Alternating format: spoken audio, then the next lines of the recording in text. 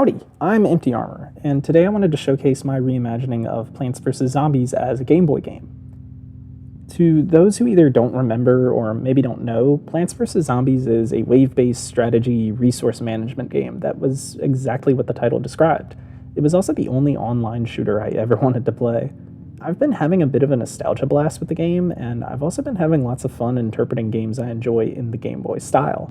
I feel with how easily recognizable the characters are, and the fact that the whole game is based on a tiled system already, it would fit perfectly in a Game Boy world. Starting out, I really wanted to get the characters right. On the Game Boy, sprites were made within 16 by 16 grids, and with 3 colors, the secret fourth being transparent.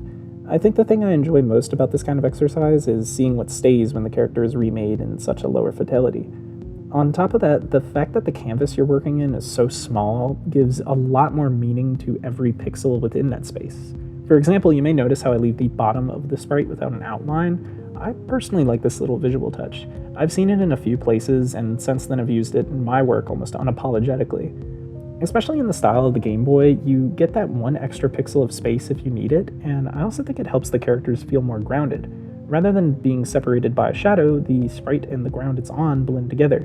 Either way, if you wanted to use shadows or a broken outline, I don't think you can go wrong. Of the plants I made, the walnut actually proved the most difficult. While the pea shooter and sunflower came pretty naturally, shaping this guy and getting his eyes right took a second. For a while, he just looks like someone with a massive chin. Dithering was a saint here. As you can see, I really struggled before finally getting him somewhere I was content with.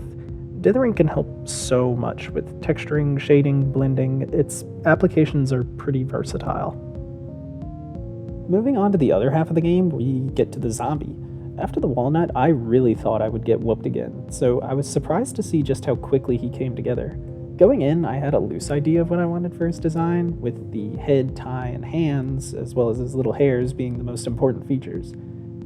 Lastly, the most important character, lawnmowers.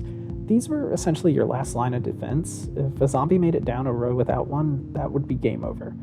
The lawnmower took some time, largely because of the angle and the struggle in deciding what shapes to highlight.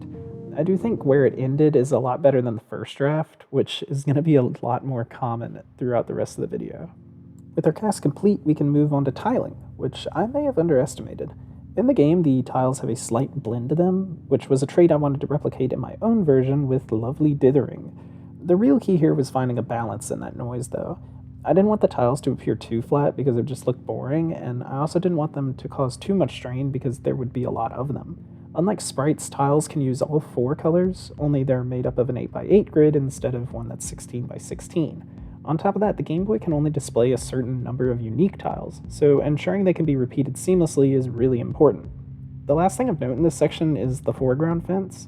Originally, I was going to let the yard run to the bottom before I decided it'd look better to have a frame of sorts. Going into the menu now, I actually had to take a break when filming this section, so mind the upcoming jump. I just forgot to click record again in the midst of redesigning. Sometimes when you do pixel art or art of any kind, your first draft just doesn't work. I spent a lot of time with this first idea before eventually letting it go, and I think the second draft feels so much cleaner. I realized I needed to change it when I saw how I was trying to blend the frame of the menu and cost of each plant in the same tile. One after the other, this very quickly would have overcrowded that space and arguably make it a lot harder to read. I personally think readability in the menu should always take priority over achieving a certain aesthetic. So here into the second draft, you can already see just how much cleaner that information is presented. Dedicating tiles to the frame rather than trying to stack numbers and the frame within the same tile helped a ton. To add to the UI, I really liked the idea of maintaining the point-and-click feel of the original game, so the character you would play as or control is actually just a cursor. Opposingly, I liked adding the shovel icon used to dig up plants you'd want to swap. I'll always get a lot of joy making these smaller details and pieces like these. It's fun to see how much you can fit within that canvas. You may have also noticed these cinematic bars on the side. I very quickly ditched this idea for how claustrophobic it made the piece felt.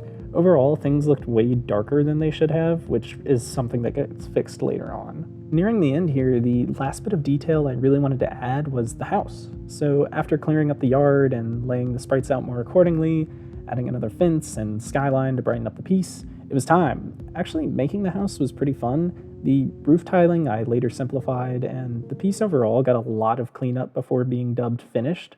So before showcasing the final image, I'd like to show a little before and after of some of the sprites.